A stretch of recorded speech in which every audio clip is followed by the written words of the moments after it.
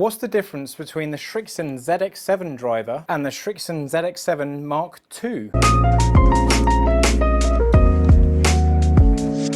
I'm going to kick things off with the Srixon ZX7 Mark II with the hazardous black Gen 4 driver in a 6.5. So we have here new head, new shaft for 2023. So I have got quite a narrow fairway here, and I've chosen that deliberately, but the main thing I'm going to be looking at is the differences in ball speed between the two heads, and then maybe like the launch and spin characteristics that kind of come from the shafts, because they're the same loft. Now I have hit shots to warm up, but that was 158 ball speed from a miss strike. And that is an even worse miss strike. Oh my days, that's terrible. Get in the water. That is wet. Ball speed 162. There we go, middle of the face. Nice little draw down the fairway, flying nice and high. I am kind of fiddling about my swing a little bit, so I'm not surprised I've gone a bit sideways to start with. Found my groove at 310 on the short stuff. 164 ball speed on that one. And we've got a bit more meat on that one as well. Okay, so I've kind of found my swing now. Swing changes are always difficult. In the fairway, rocking up to 309, 1 yard different. Ball speed on that was 164 again. Pretty much hit the same shot twice. So we have last year's head on last year's shaft. So this is last year's Srixon ZX7 Driver in a 9.5 degree. This one is used and it's got some little chips on the top of the face there. All in all, very good driver. So historically, I've found that the ball speeds with these very, very healthy, but the spin rates can be just a little bit high if you don't get the right shaft or you don't get fitted. Sitting behind the ball, I feel like you can see more of the club face, but this carbon effect on the top of the head is quite nice to look at. This is a hazardous smoke black in 6.5, so we've got the same flex, same sort of profile of shaft, but it's not the Gen 4. So last year's head, where's the T? So this is last year's head on last year's shaft. So the equivalent club that you would buy straight off the shelf. Now it does look different. I can see a bit more of the face, even though it's the same loft. It's a bit more upright as well. And my ball striking is terrible. I've left it more out to the right. I definitely felt this shaft is a little bit harder, so I tend to see a more right shot when I feel that. Ball speed 161. Let's see if I can find a fairway. Good swing, good strike, little draw. Okay, big draw. Just overturning a little bit too much. It's in the tree. 163 ball speed, and the trees are stopping that from rolling out. So one right, one left.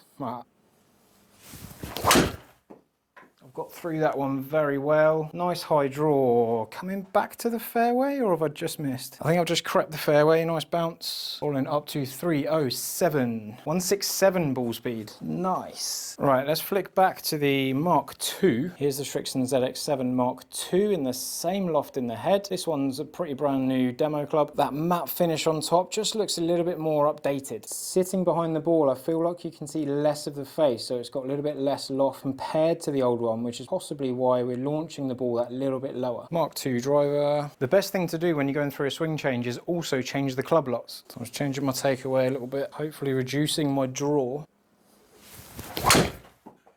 Solid strike, little draw, big draw. Well, that's not a big draw compared to normal. It's flying a long way. 290 carry in the bunker. 167 ball speed. Takeaway. No, not that. Takeaway. There we go. There we go, nice draw, flying up the fairway. Got not a bad grouping up there. Carrying 290 again, 165 ball speed, 311. And let's go back to last year's head on last year's shaft. Tiny bit off the heel, but it's still drawn, so that's obviously a swing fault coming in, giving us a bit too much draw. It's carrying. Oh, it's carried the water and then rolled back into it. Lovely. 166 ball speed, very nice. Just long enough to maybe be playable if I took a shoe off. So my takeaway is supposed to reduce how much I can turn the ball over. So I need to make sure I'm deliberately getting that change in. Tiny bit off the top of the head, which can reduce the spin, and it has. 1400 spin on 18 launch at 162 ball speed. I'm 310 in the bunker, and on a par 5, I'm not really fussed about that for my second shot. 162, and I'm not quite pure strike. So one of the advantages of this older club is that you can buy it at a reduced price because it's last year's product. One of the disadvantages is that you might not have as much choice in the loft and the shaft when you're purchasing, and there also might not be many retailers with all the lofts and shafts to be able to do a fitting. Takeaway. that felt good. It's just overdrawing. 166 ball speed, 284 carry, getting quite a nice high launch. Rah. Ideally, I'd put this on a lower loft setting, which would open the face a little bit to encourage me to reduce the spin, reduce the launch, and keep the ball out to the right-hand side just that little bit more. Still 166 ball speed and 284 carry. So the last little thing I want to do is I want to put the new head on the old shaft. Now, the reason I want to do that is so I can isolate the differences in just the head itself compared to the old setup. So I do definitely prefer the look of this address, the new one. It's only subtle, but that matte finish head is a bit more inviting at the ball, and I can definitely see less loft at address. Could be that they're truer lofts.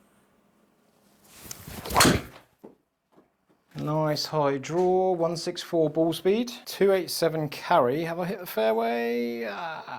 In the trees, in the water. Because this shaft does feel a little bit firmer than the new Gen 4 Hazardous Black.